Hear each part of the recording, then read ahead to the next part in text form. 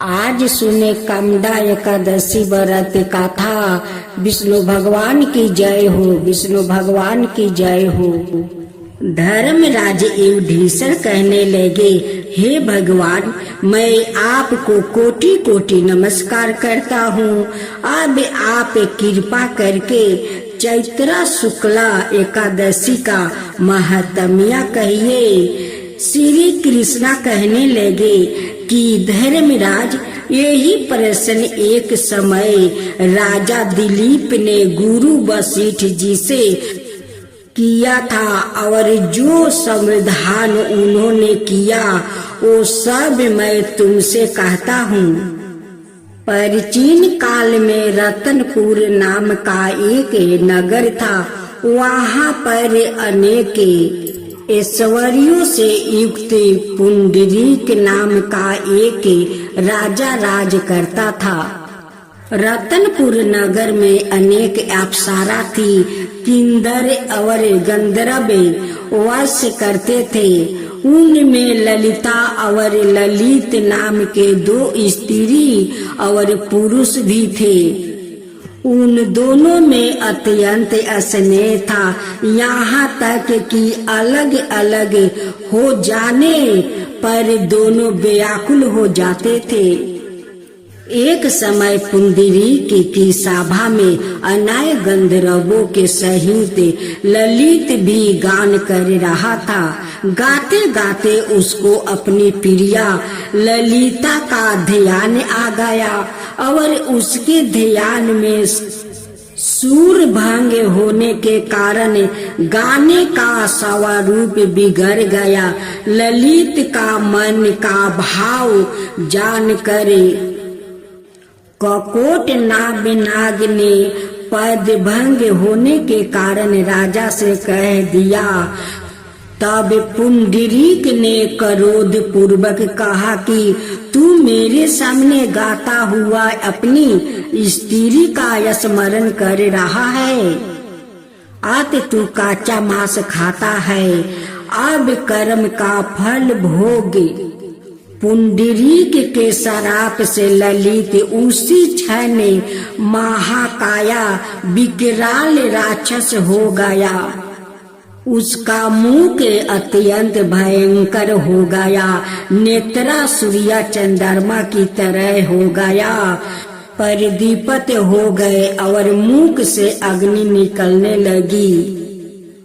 उसकी नाक पर्वत की केंद्रा के समान विशाल हो गया और गर्दन पर्वत के समान लगने लगी। सिर में बाल पर्वतों पर खरे वृक्षों के समान लगने लगा और भुजाएं अत्यंत लंबी हो गई। कुल मिलाकर उसका शरीर 8 योजन के विस्तार में हो गया। इस प्रकार राक्षस होकर वो अनेक प्रकार के दुख भोगने लगा। जब उसकी प्रियतमा ललिता को यह सब वृत्तांत मालूम हुआ तो उसको अत्यंत दुख हुआ। वो अपने पति के उद्धार का अत्यतन सोचने लगी। वो राक्षस से अनेक प्रकार के घोर दुख सहता घने वनों में रहने लगा। उसकी स्त्री उसके पीछे पीछे जाती है और अनेक प्रकार से विलाप करती रहती है। एक बार ललिता अपने पति के पीछे घूमती घूमती विंध्याचल पर्वत पर चली गई, जहाँ पर श्रृंगी ऋषि का आश्रम था। ललिता शीघ्र ही श्रृंगी से प्रार्थना करने लगी। उसे देखकर श्रृंगी ऋषि बोले, हे सुबेग, तुम कौन हो और यहाँ किस लिए आई हो? ललिता बोली कि हे मुनि, मेरा नाम ललिता है। मेरा पति राजा पुंडरीक के शराप से विशाल काया राक्षस को हो गया है। इसका मुझको महान दुख है, इसके उद्धार का कोई उपाय बतलाइए। सिरंगी ऋषि बोले, हे गंधर्व कन्या, अब चैत्रा शुक्ला एकादशी आने वाली है, जिसका नाम कामदा एकादशी है। उसका व्रत करने से मनुष्य के सब कार्य सिद्ध होते हैं।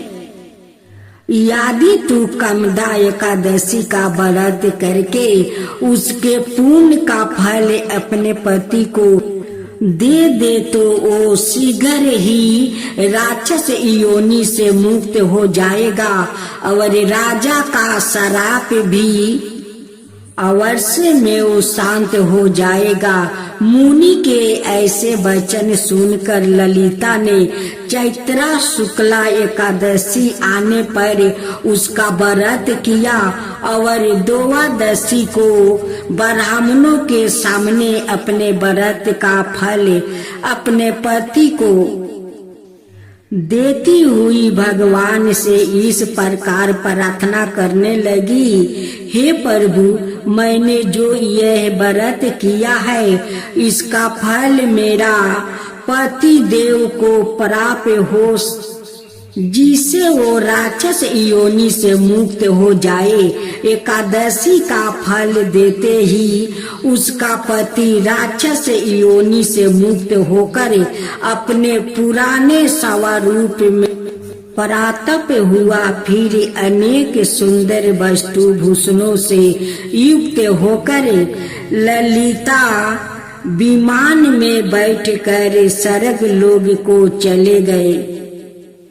वशिष्ठ मुनि कहने लगे कि हे राजन, इस व्रत को विधि पूर्वक करने से समस्त पाप नष्ट हो प्राप्त हो जाते हैं और राक्षस आदि की योनि भी छूट जाती है।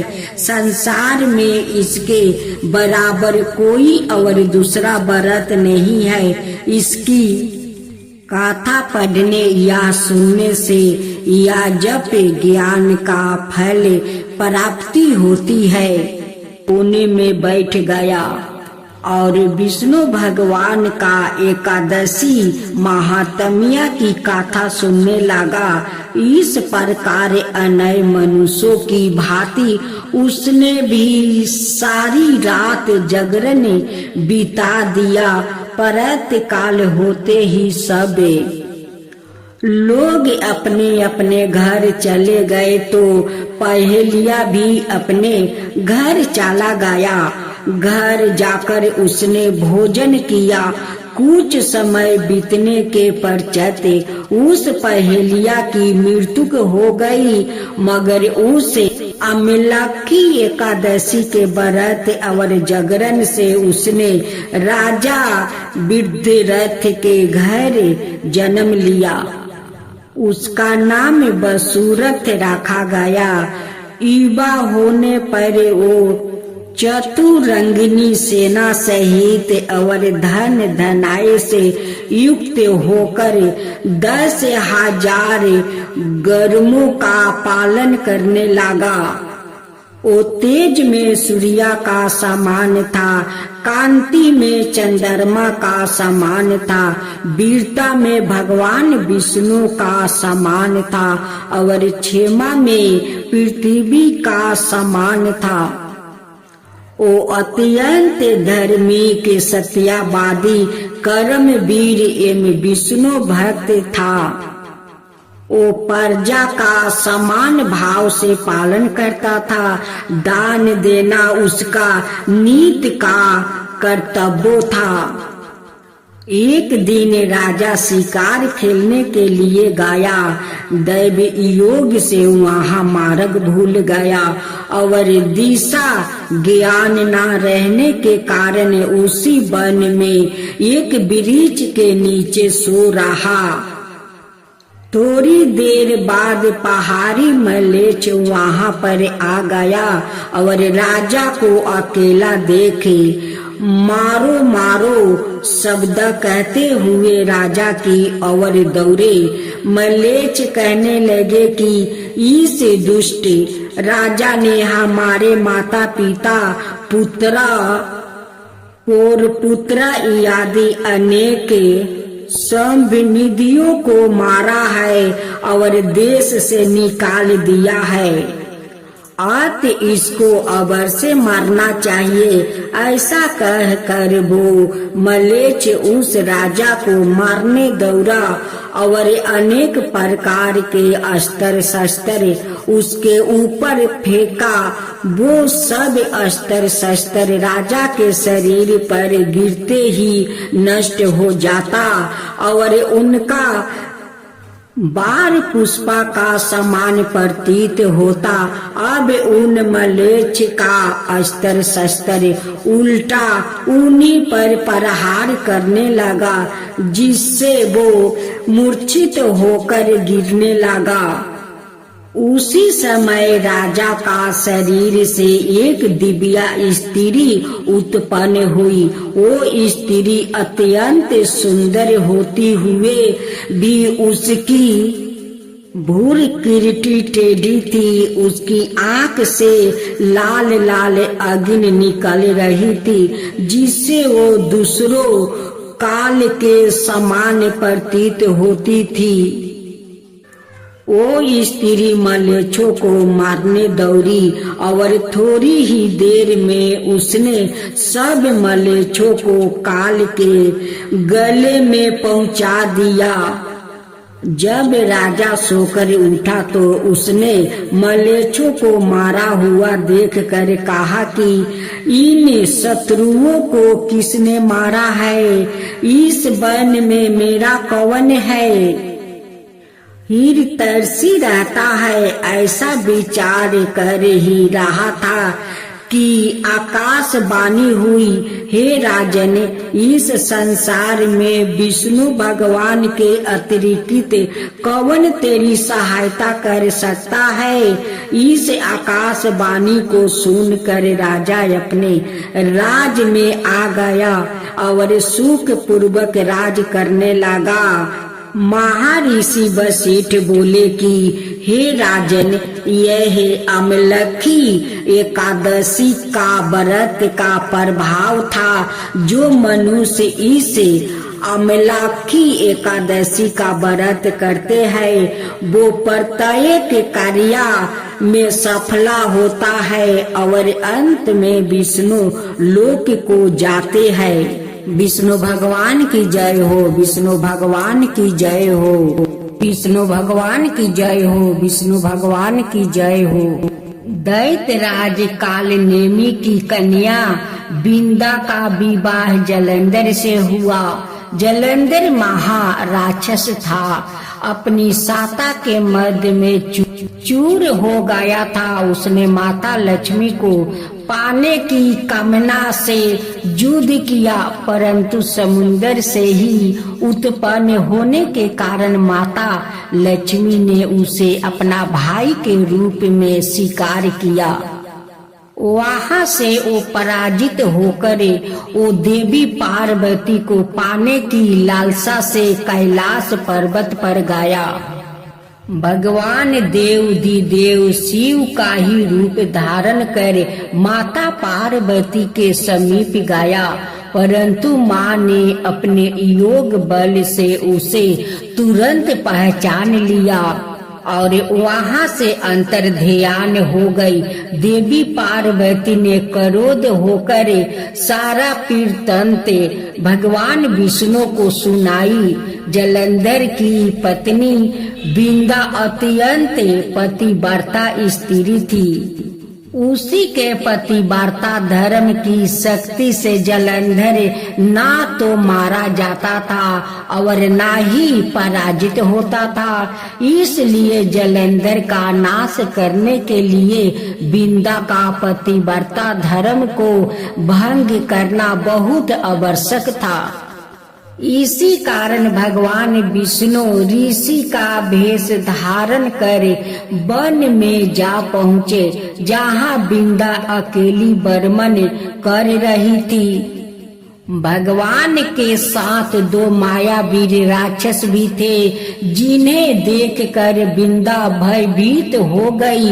ऋषि ने बिंदा के सामने पल में दोनों को भस्म कर दिया। उनकी शक्ति देखकर बिंदा ने कैलाश पर्वत पर महादेव के साथ युद्ध कर रही थी। अपने पति जलंधर का बारे में पूछा। ऋषि ने अपने माया जाल से 2 बांदर प्रकट किया।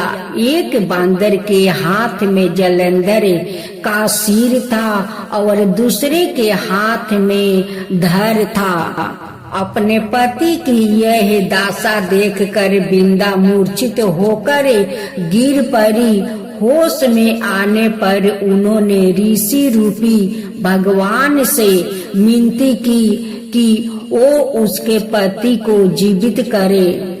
भगवान ने अपनी माया से पुनः जलंधर का सिर धड़ से जोड़ दिया, परंतु सवाये भी वो उसी शरीर में प्रवेश कर गया। बिंदा को इस छल का तनिक भी आभास नहीं हुआ। जलंधर बने भगवान का साथ बिंदा पतिव्रता का व्यवहार करने लगी, जिससे उसका सतीव्रता भंग हो गया। ऐसे होते ही बिंदा का पति जलंधर युद्ध में हार गया। इसे सारी लीला का जब बिंदा को पता चला तो उसने क्रोध होकर भगवान विष्णु को हृदयहीन शिला होने का श्राप दे दिया।